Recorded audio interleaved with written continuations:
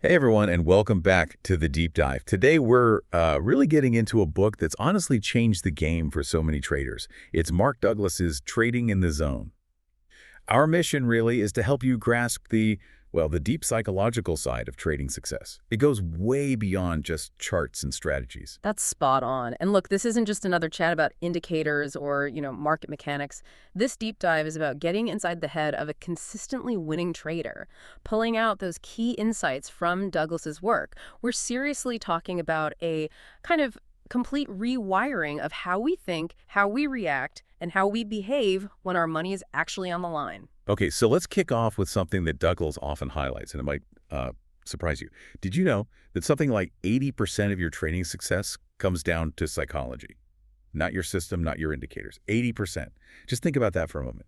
If that's true, what does it really mean for how you're approaching the markets right now? It's a huge shift in perspective, isn't it? Jim Douglas really hammers home this point. The market, it doesn't care about you, not one bit.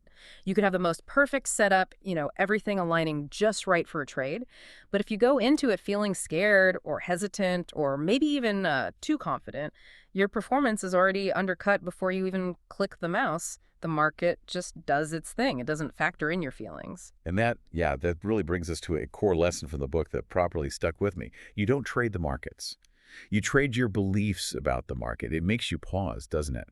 How a simple chart, just lines on a screen, can set off such, intense internal chaos sometimes. How does Douglas suggest we start to even separate what's actually happening price-wise from what we're just, projecting onto it, especially when cash is involved? Well, he argues it boils down to becoming aware of those internal filters we all have. So, for example, if you deeply believe, really believe, a certain stock has to go up because, say, the company looks great fundamentally, you might just ignore or explain away clear signs on the chart that it's actually heading down. You're not seeing the market objectively then. You're seeing your belief playing out, the fix. It's about cultivating the state of objective observation, just taking in what the market's telling you, not forcing your own story onto it. That's interesting. Because that idea, trading your beliefs, not the market, it perfectly sets up one of the biggest traps, right? That desperate feeling, that need to be right on every single trade. It's like this psychological hurdle that trips up so many potentially good traders. Trading isn't really about being right, is it?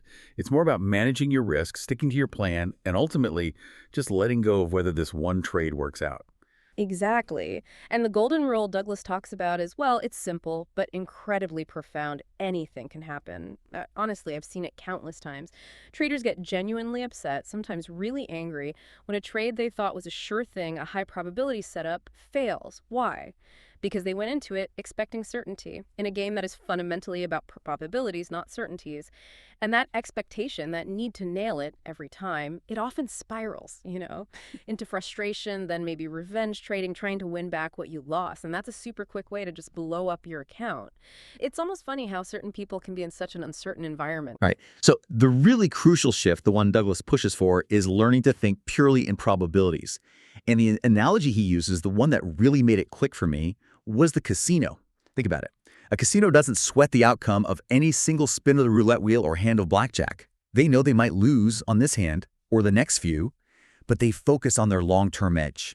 They trust that over thousands of bets, their mathematical advantage, their edge, is going to play out. So the challenge for you listening right now, for all of us really, is to adopt that exact mindset. Trust your edge over a whole series of trades, not obsess about this one. Okay, so if trading our beliefs is key and we need to ditch the need to be right, what are the actual characteristics, the mental skills of traders who win consistently? Douglas lays out 5 main ones, doesn't he? He does. And importantly, these aren't just tactics you can switch on. They're like ingrained personality traits you have to build. Okay, first, the ability to fully accept risk. Completely. No fear, no holding back. Second, staying centered, objective. Doesn't matter if you just won big or lost. Your emotional state stays pretty neutral. Third, they trust their system, their defined edge, and, this is critical, they don't mess with it based on a whim or because they got scared.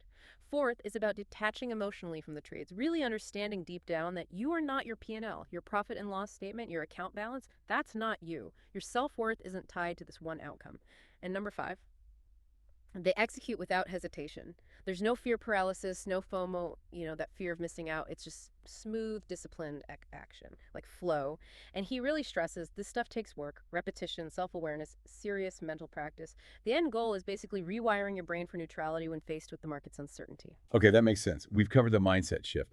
But here's the million-dollar question for a lot of people listening, I bet. How do you actually do this stuff? How do we translate all this, frankly, quite profound wisdom into what we do day to day, especially, when the market's going crazy? Right, the practical application. The sources give us a pretty clear mental framework. It actually starts before you even think about putting on a trade.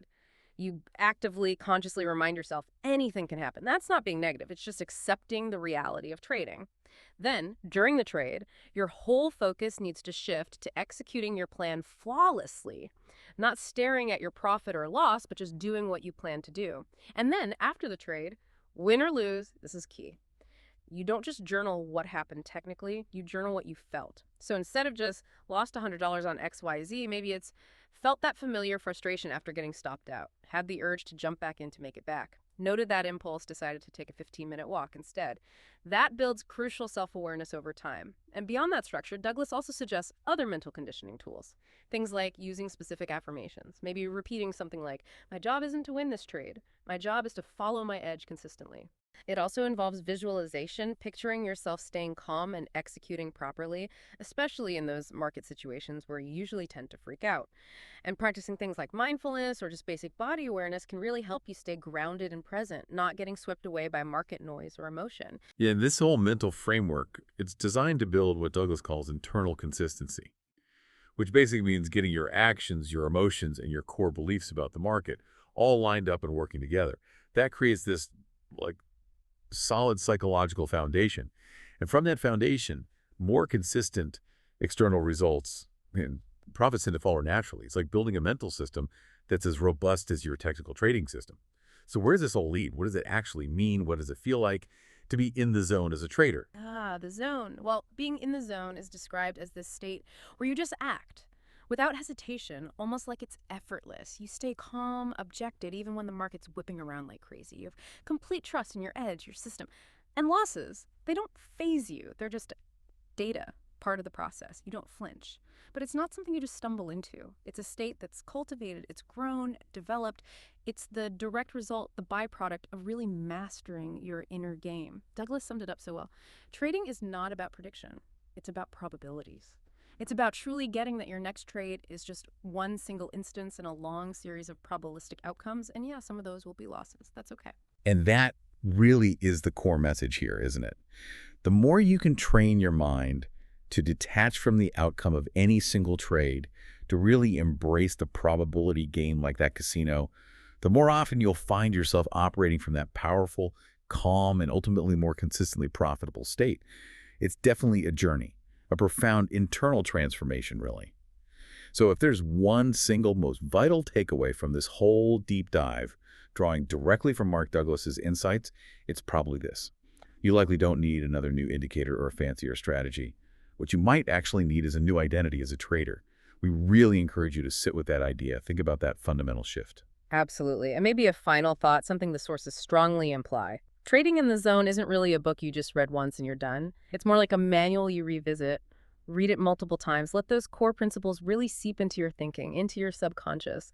Let it actually reshape how you approach the markets from the inside out. Because this really is a continuous journey. It's about mastering the markets, yes, but maybe even more importantly, mastering yourself.